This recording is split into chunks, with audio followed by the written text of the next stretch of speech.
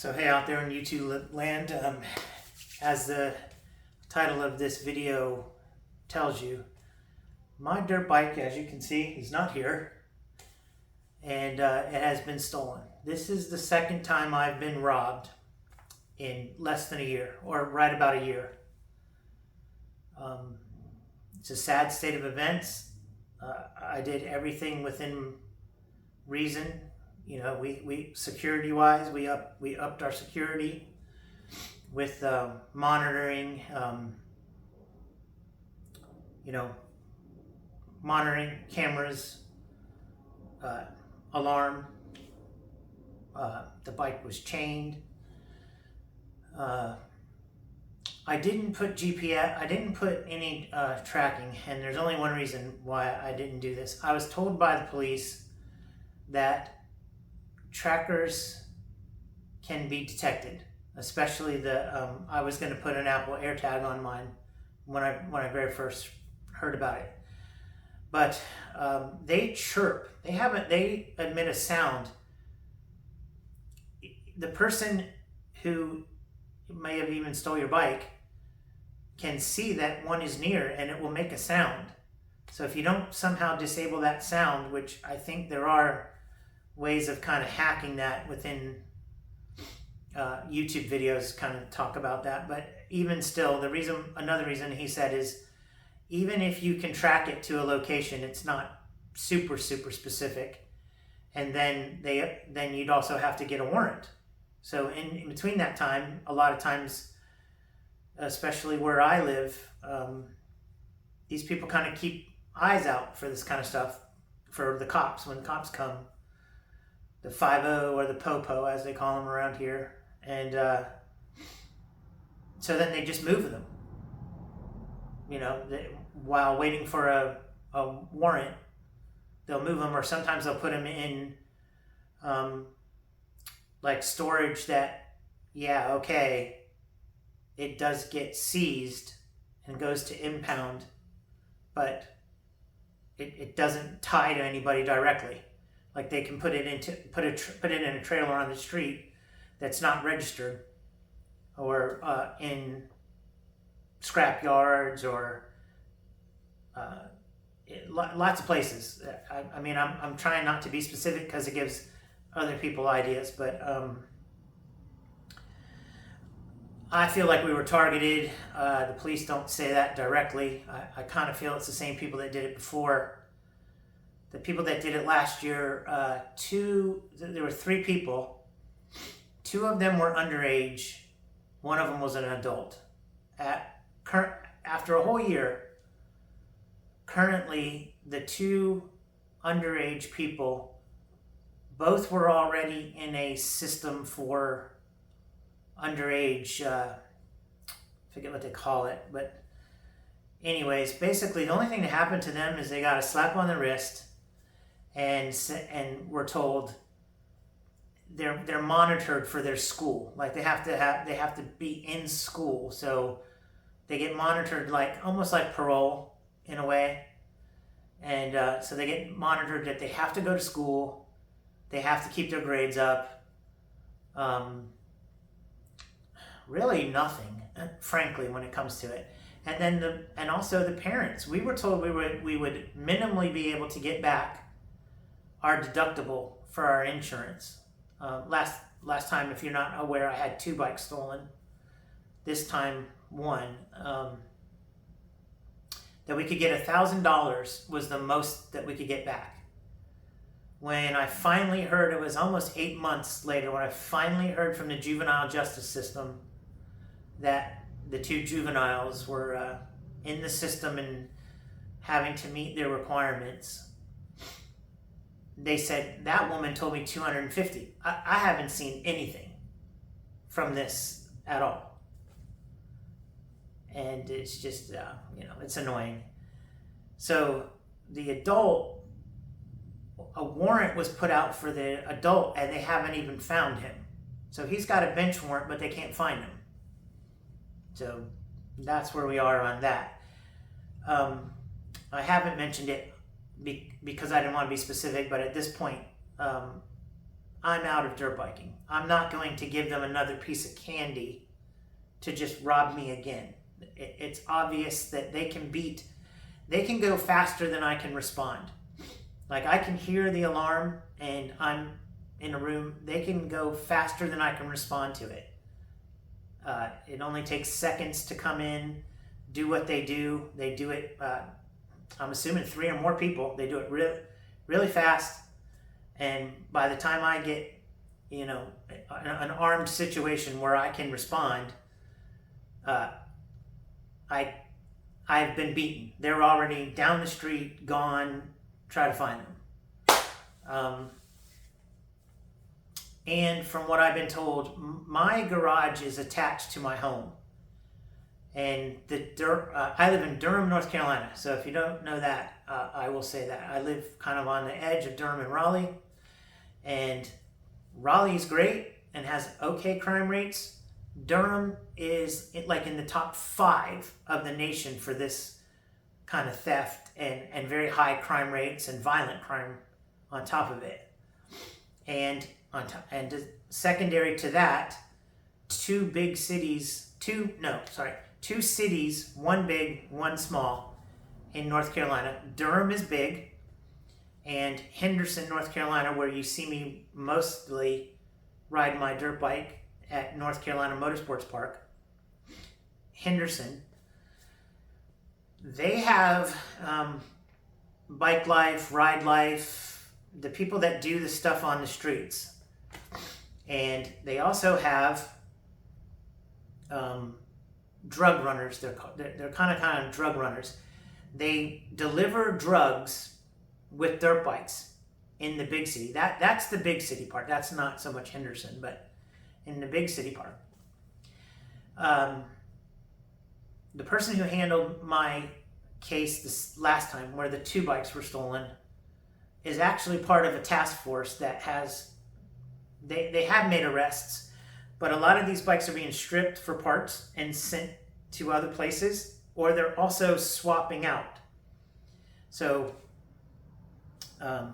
they have made seizures, they've made some progress, but in general, they're overwhelmed, and my city government is liberal, and they definitely have a policy. The former governor, even the new governor, is a little bit different. He hasn't really stated how he feels about this, but the former governor, Roy Cooper, had a policy of being soft on crime. The current police chief in Durham, a female, I think her name is Andrews, the last name is Andrews, is also soft on this type of crime. They don't prosecute it. They don't go after it.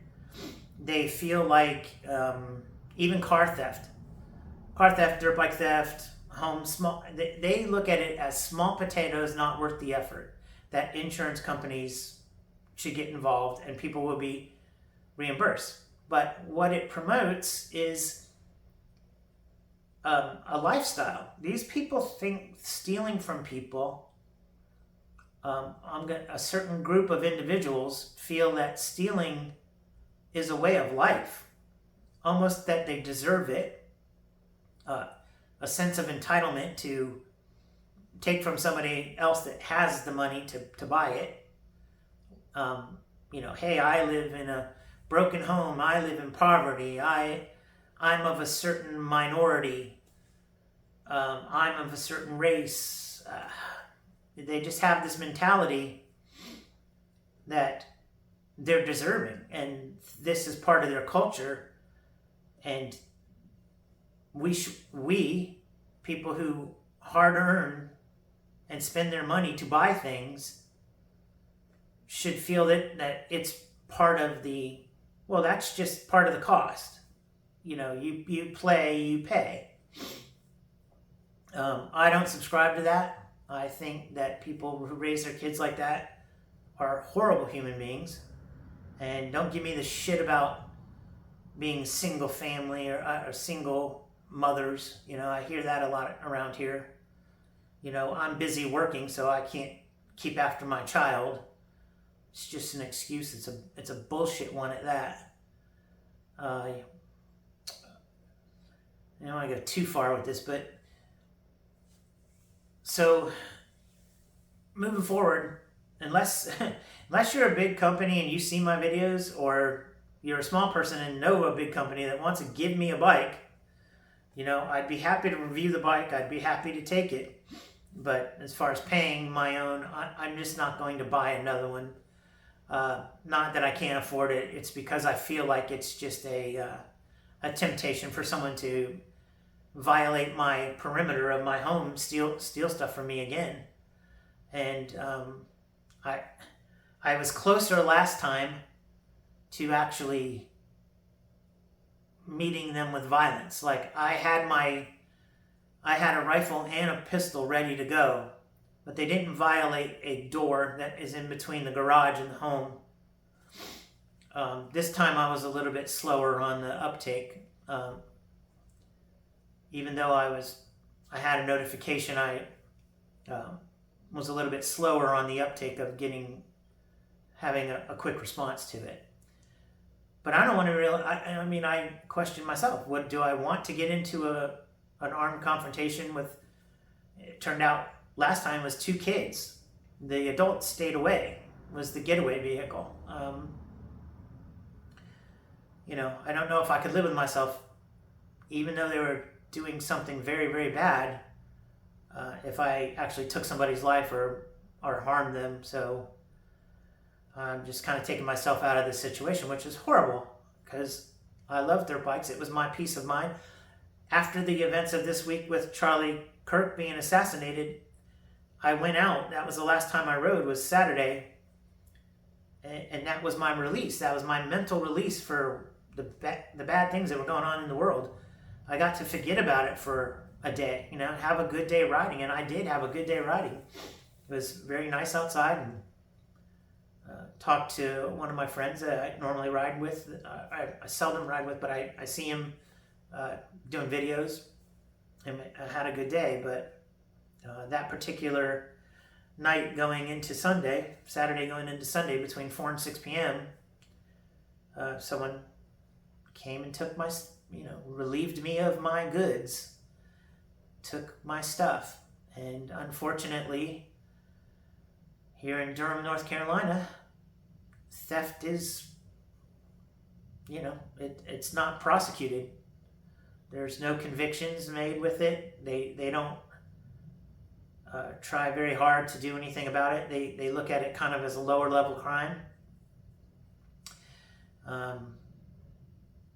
So one thing I'd like to say, and just closing, this will be the last thing I say, is when you think that your vote doesn't matter on the local level, like maybe you vote nationally, like you vote for your president, if you want to get into voting. Local voting matters too, for this kind of scenario. Be careful of who you're voting for your sheriff or your police department, sheriff, police chiefs, your DAs, your